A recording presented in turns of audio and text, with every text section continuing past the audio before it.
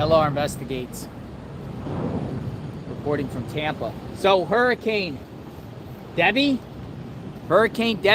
Tropical Storm Debby. Tampa Bay here is under a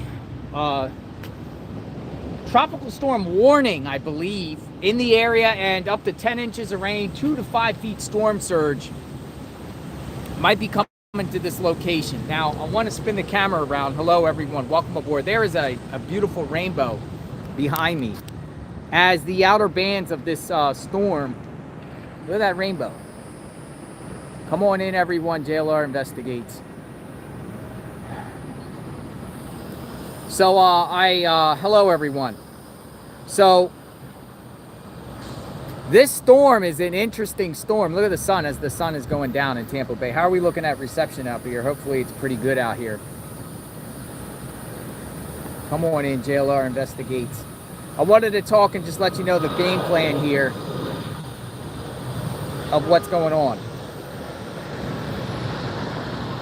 All right, so we're at good reception. Okay, so here's the deal, folks. There is a major storm brewing off the Gulf of Mexico, and with this storm, look at this rainbow. With this storm, we're going to be storm chasing starting tomorrow. So what we're going to do is, remember we storm chased last year? We went to see Hurricane Idalia that was in Perry, Florida. Well, we did that last year. It seems like the track of the storm is going to be in the same general direction. Will it be a hurricane? I think it is. I think if you look at the last couple radar loops, and I've been monitoring this situation online, there's a lot of convection coming around the storm, and it seems like it's getting its act together. Now, the conditions are very favorable for development. It looks like, one, the water is like bath water. Please watch the tram car. They might shut this airport down. I was worried I couldn't even get back to the area. One, the water's like 90 degrees. It's whoa, you know, it could possibly fuel that storm. My prediction, it will be a hurricane. My prediction, it'll probably be a Cat 2. I think it's going to be a Cat 2. Now, where it hits, will it hit Tampa Bay? I don't know if they'll get it here. I think it's going to go farther west. But however, you're going to be on the eastern side of here. I believe storm surge, particularly tomorrow night, which is Sunday night in the Tampa Bay area, which is right over there. I'm at the airport, but Tampa Bay is right over there. I think tomorrow night, 2 to 5 feet, Bayshore Boulevard and different areas that have normally flooding and prone to flooding. I think it's going to happen. Farther north, I think it's a whole different story, particularly the Big Bend area of Florida. Cedar Key going all the way around to St. Mark's. I think in those particular areas, look out, because if this monster storm pushes all that water up, Cedar Key could definitely be underwater. That's my prediction. I'm at the top of the world here. Will they shut down the airports? I don't know. Well, come on in, everyone. JLR Investigates. Now, let's just talk a little bit more. The rainbow's going away. There was a nice rainbow out here. The rainbow's going away. Now, let me just... Once it hits into Florida, this system is going to be very, very weird.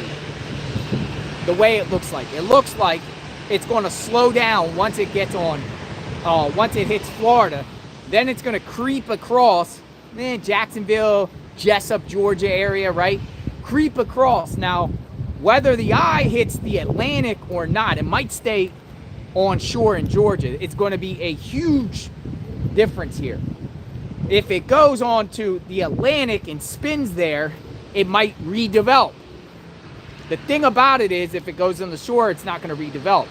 But the thing about this, if you look on the forecast, it's supposed to be like a Harvey type situation, Hurricane Harvey type situation. When I say that, I believe whether it's going to be off the coast of Georgia, South Carolina, or on shore, it's going to stall. It's going to stall, and they're going to get tons and tons of rain. My concern, out of this storm, this whole storm. My concern, my prediction, I know a little bit about weather, folks, is Charleston, South Carolina concerns me, because we've covered a massive, they had like the 5th biggest tide last year on just a small weak storm. Last year we were covering it. There's Tampa, by the way. And I feel like the water's turning there counterclockwise, going right into Charleston area. I believe that it's going to do massive surge in Charleston, massive flooding, the rain, the surge. So out of all this whole situation, this whole storm that is brewing, I think that Charleston's probably going to, maybe Savannah too, maybe possibly Savannah. But it's weird because me and Magnolia were talking about this, and we're like, it's just weird how this storm is just it's really nothing of nothing from Cuba, right? And it's just suddenly coming off the shore of Cuba, and it just blows up. And the way the track does is, if you look at it, it's all these spaghetti models, but it just it seems like it just stalls there. And we're like, what in the world's going on? Is it weather modification? Are they controlling the weather? You know, it makes you question that. Probably not, but it makes people look like, what's going on? Look at the beautiful sunset, or the skyline of Tampa. That's Tampa. Could be weather warfare, you know, I don't know. So I know a lot of you guys are interested in the journeys and all the boots on the ground adventures that we do, right, on JLR Investigates. What we're going to do, you know, we went from fire chasing, which I got a lot of stuff up there. I mean, I feel for the firefighters and everything like that. Those firefighters are brave people, because I could not do what they're doing out there in California. We went from chasing fires now to chasing storms. So starting tomorrow, folks, daybreak, we'll be, I think I'm going to go to Cedar Key. I think Cedar Key would be the place to be tomorrow to start.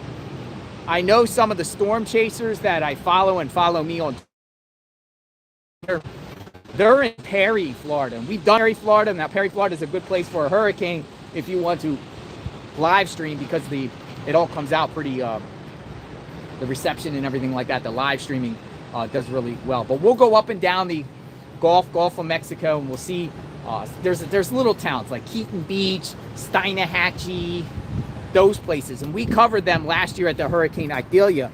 But I think those places, like with that hurricane that came there that hit Perry last year, when the eye came across Perry, but that was like a Cat 2, Cat 3.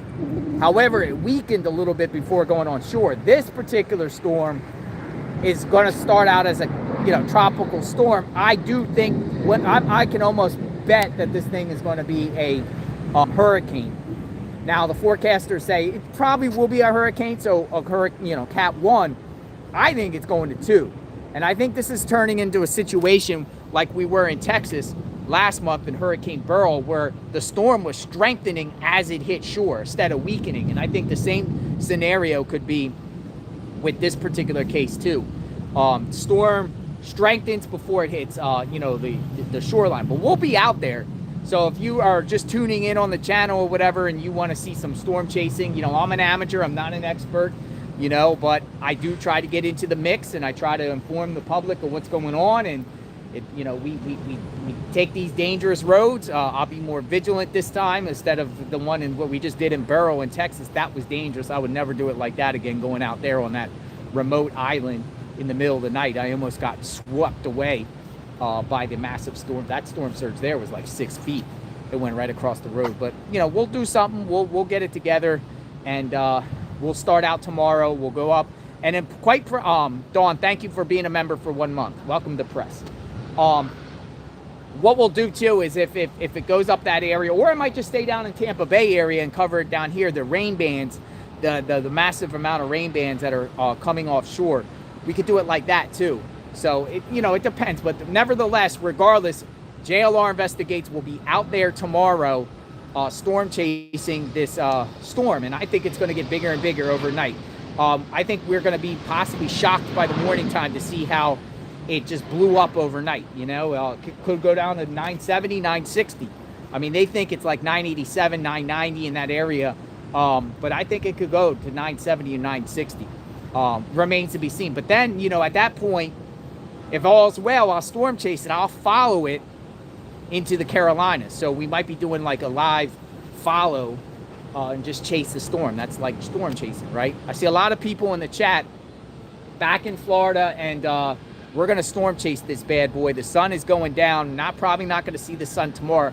But if it comes, you know, you never know these storms, though, because, you know, when the storms like this off the Gulf, you want to think like a Hurricane Charlie. Remember Charlie? Charlie was supposed to go like up through the Gulf, up to the Panhandle area of Florida, and it just took a dead right and went right into Fort Myers area to Hurricane Charlie, and they didn't even expect it there. So Tampa Bay, Clearwater, you know, you never know. You're not out of the woods, because this bad boy could just shift and make a turn, right? Reception went bad for a second. It could just plow right into this area. So we don't know. We don't know what's going to happen. But out in the field, look at this. As the rainbow's gone, by the way. The rainbow's gone. Beautiful Tampa Bay. The Tampa, downtown Tampa. And then there's Tampa Bay right there. Clearwater at the airport.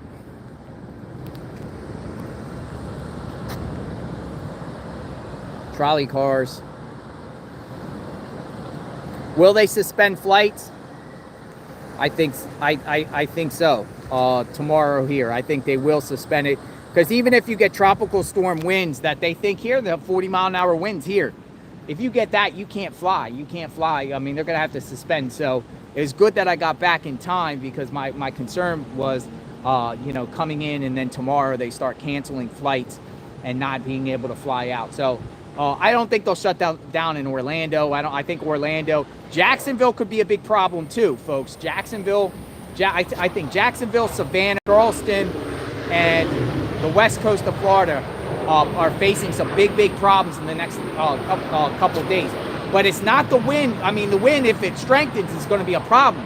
But I'm telling you, it's going to be the rain. The rain. They're expecting in this area 10 inches of rain. 10 inches.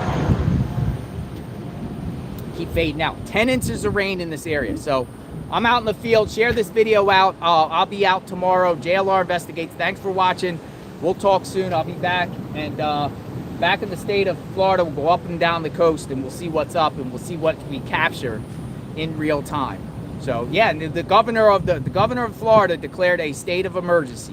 So it's a big deal. You know, it's better to be safe than sorry. I know some people say when a storm never hits, they say, is that it? All this preparation? Just be careful, folks. I would say get some gas. I would say get some groceries. You know, prepare that your electric could go out.